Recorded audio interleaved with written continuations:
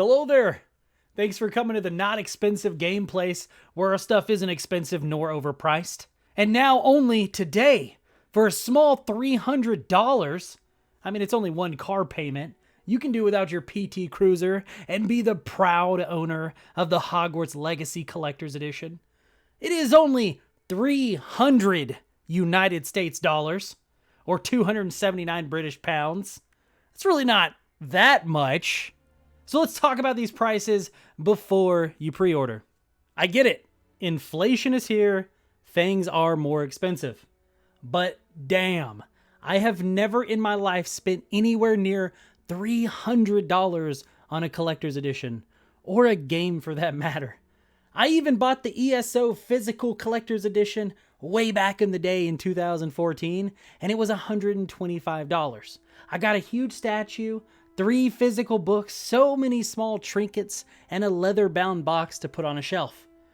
That was $125 for all of that. But oh my lord, Avalanche, you are wanting to just rinse us with this Hogwarts Legacy Collector's Edition. If you don't already know, on top of the $300 for the Collector's Edition, if you don't have the PS5 to play the PS5 version, then you're actually going to be missing out on an exclusive quest and the recipe for the luck potion. So for those of us who don't own a PS5, like myself, as I am the inferior PC gamer, I guess we're just not getting these. Or maybe they expect you to go out and spend another $1,000 on a PS5. You know, that's probably what it is, right? Just go buy a PS5. It's just $1,000. All right, you think gas is expensive? Just buy an electric vehicle. They're only 60 grand, okay? It's just an extra $1,000 on top of the 300 for the collector's edition.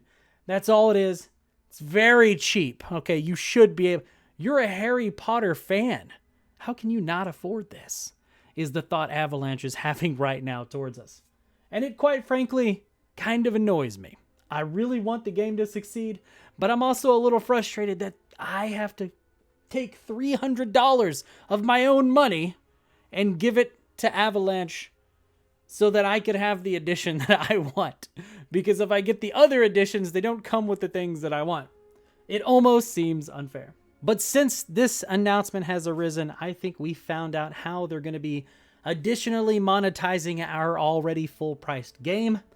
DLCs are going to be spectacularly overpriced, but they're going to include additional purchase now FOMO content. So if you buy the normal digital DLC that comes out in the future, you can expect to get whatever the DLC is, but you're going to miss out on something really awesome unless you pay that bonus $40, and then you're going to get a Flying Dudley mount with a cute little curly pigtail. Now, I'm obviously being a bit dramatic and ridiculous, but my point stands. They're taking no holds for selling that premium Harry Potter content. And they did promise that we're not having microtransactions, which this is not that because there's no in-game shop associated with it. But instead of an in-game cash shop, we're just getting completely overcharged for the game itself, and future DLCs I can already see are going to have all those bonus little, you have to buy this now or you're going to miss out on this type deal. And it's always going to be a bit more expensive than just the basic digital copy, because that's clearly how they're going to be monetizing it. If you want anything extra, if you want that super awesome mount or skin for Harry's wand that you can use in the game while you're running around, if you want to use the Harry's wand skin for your wand, you know, you're going to have to pay that extra $40 for whatever DLC that's only a $20 DLC. It's basically a microtransaction. They're just taking the extra money you would have spent over that time all at once and selling it to you in a bundle. It's basically the same thing, though.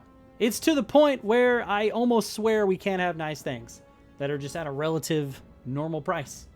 I mean, back in the day, we had full-priced games where everyone paid the same price because there was only one version to buy, and that's a game with full access to everything you can earn in the game. I'm just going to repeat that. You paid full price for a game, paid $50, $60, and you got the entire game. There was nothing outside of the game that you could pay more for. You got literally the entire game. Not even one of the highest grossing stories or worlds ever are immune to this treatment. Just downright greed. You would almost expect something with the Wizarding World included, not necessarily to be above charging a whole lot, because if any of you have ever been to Universal Studios, you already know those wands are like $60 each and it's basically plastic. But you would think that they're not going to do so much FOMO content so that you always spend that extra money, that they're going to give you the full game and everything you can get in the game in one go as a AAA title. If I bought the books, I got all the books from buying the books. It's not like I had to buy the same book twice so that I got the next chapter. No, I bought one book, I got the whole book. I expected this game where if I bought the game, I got the full game. I wasn't missing out on things because I didn't get a deluxe edition or I didn't get the collector's edition. Physical items, sure. Include those in the collector's, you get collections with them, right? That's the whole point of a collector's edition. That makes sense. But when we're talking about digital content that is only available in a specific console or only available at a certain time where you pre-order, for a game like this where it's completely offline, it makes no sense. All right, so I really think that the saddest part about this entire situation is that a lot of my viewers and people that are interested in this game are not normally gamers. They don't play games throughout the year on a normal basis. So a lot of you, as I've seen from the Reddit, are pretty much just like, wow, these prices are insane. And you should be feeling that way. But for those of us who do play games regularly, we know that this is just how it is for any decent IP that comes out. You are going to be charged for anything that looks cool. Anything that these game developers can charge you an extra $5, $20, $30 for, they are going to. The fact that they are making mounts, flying mounts, such a big selling point of this game just tells me that later on we are going to expect all sorts of FOMO mounts. And FOMO just means fear of missing out, right? So they're going to give you this deal and it's only available during this time when you buy this DLC or this add-on pack. And as long as you buy it in this time, you get this extra thing too, the mount. So that when you fly around, you've got a cool skin to fly on. I mean, yeah, brooms are cool, but hey man, if I can fly around on a hippogriff or if I can fly on a dragon, like, sign me up for that, Now, as far as if you should go ahead and pre-order the game, if you want to spend the amount of money it's going to cost to pre-order it, do it. It's worth the 72 extra hours. It's worth the bonus things that you're going to get from it, as far as I'm concerned. Given, the only thing that really sucks about pre-ordering is, will this game be super buggy? Or will it even be playable? I have full faith Avalanche is going to give us a great experience.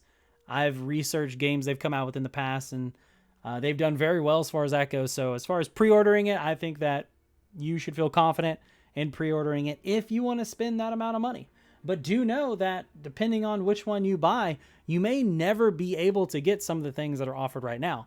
So if that means anything to you as far as your experience through the Wizarding World, really take into consideration the different sort of editions that they're offering. As far as what I'm doing, I want to get the collector's edition. I don't want to spend $300 on it. The floating wand, better be made out of some sort of metal or pewter or something. I have a weird feeling it's just some cheap plastic. And even if it was pewter, all right, that would be fine. It looks really cool. I'm not sure if I'm getting the collector's edition yet.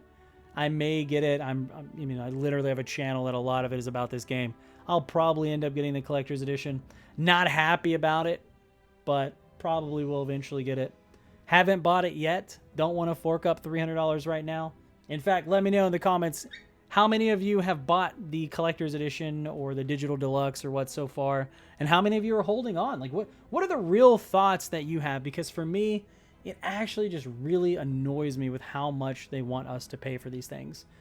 As far as the PlayStation getting the bonus recipe, when they said that it was that the marketing was exclusive to PlayStation, they never ever mentioned that there would be content exclusivity as well, that they did not include that when they announced all of the unboxing and everything. It's something that someone actually found on Reddit.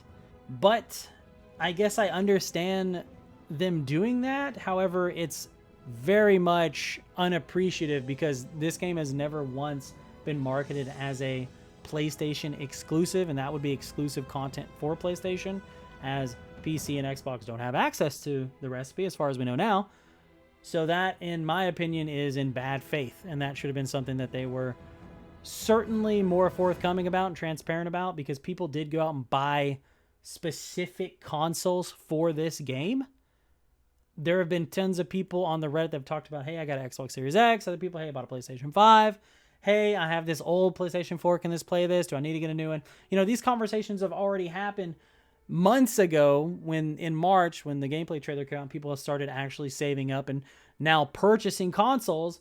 But now all of a sudden we know that, hey, if you don't have the PlayStation version, you're going to miss out on these things. And quite frankly, this should have been something they were super transparent about, because these are people's finances. You know, you can't just buy a $1,400 PS5 anytime you want. At least most people can. I hope you can, the viewer that's listening. I certainly couldn't. I couldn't just go out and spend $1,400 to buy the collector's edition and a PlayStation 5 and all that, you know, whenever I wanted. Us getting this information so late and not actually given to us, but we had to search for this, and then word needed to get around that PlayStation was getting this exclusive content. You know, a lot of people just went ahead and were like, oh, hey, this Xbox Series S is like $300. I can afford that. I'm going to get that. Right? This will play the game. Not knowing that, hey, instead, if you saved up for a couple months, maybe you get a PS5 so you don't miss out on this content. So the fact that Avalanche decided not to talk at all about PlayStation 5 having that exclusive content, it really irks me. They have been very transparent about most things, and it's not a good look. It's very not a good look. It's almost like their monetization, they're almost scared to give us exactly how they want to additionally monetize it. But this is a very sure sign that everything will be overly priced, and there will definitely be deals later on that are made so that you end up paying 50-60% more for DLC content that is only really valued about $20. But anyways, leave lots of comments, talk a lot about this. I want to hear the discussion in the chat. You know, I want to be a part of it as well. Let me know. Anyways, more content to come soon. I'm back from hiatus. Took a small break of video making for just over a week while my kids got back to school. And, you know, we got all our systems down, coming back from summer and having a good time with that. Yeah, much more content to come soon. Like if you like, and sub if you want to. Peace.